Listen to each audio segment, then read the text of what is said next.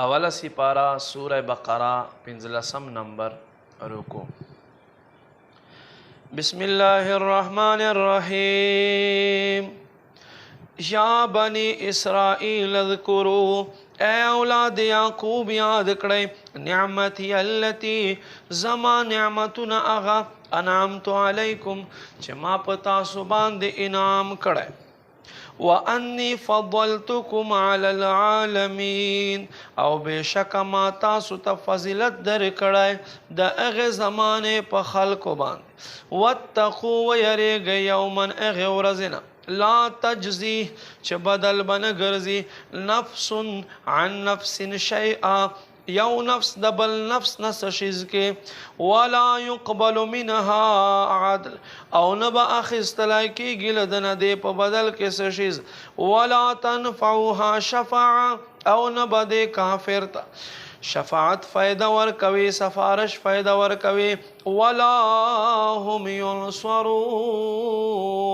او نبا دوی مدد کیگی.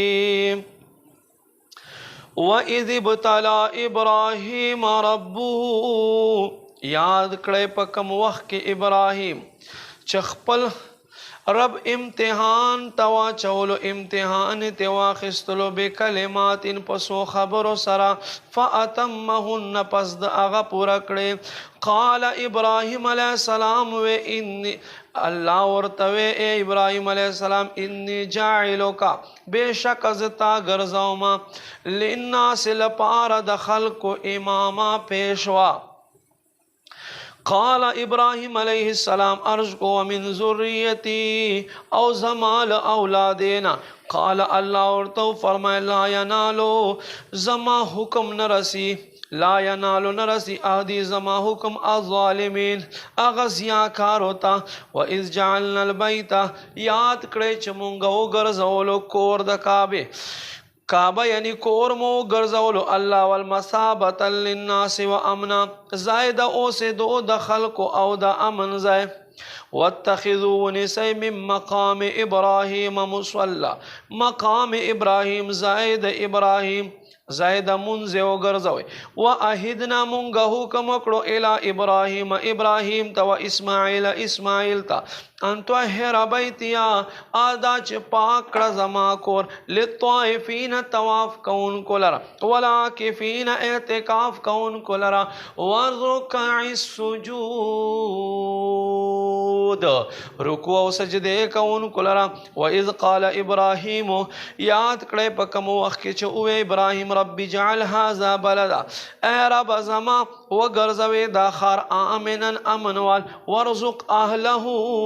رزق ورکی دیو سدن کو تا، من الثمرات دمیونا،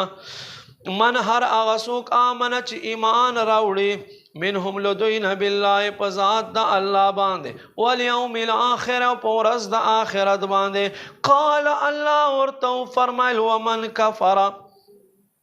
حضرت ابراہیم علیہ السلام عرض کرو، ومن کفر سوک چو کفرو کی، فَأُمَتِّعُهُ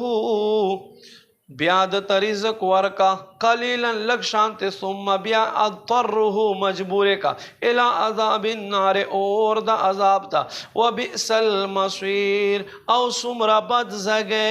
دے.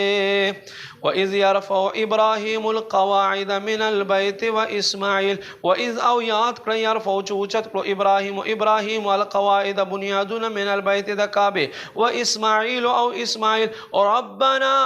اے رب زمونگ تقبل منا، تقبول کرل مونگنا، انکا انت السمیع العلیم، بے شکت اوردن کا علم والی. ربنا اے رب زمونگ وجعلنا، تمونگ وگرز مسلمین لک خپل ذات تپار تابداری، ومن ذریتنا او زمونگ دا اولادین امتا یو جماعت مسلمتا لک ستالر تابداری، وارنا مناسکنا او تمونگ تا حج طریقے اخایا، وتب علینا تزمونگ توبہ قبولکا،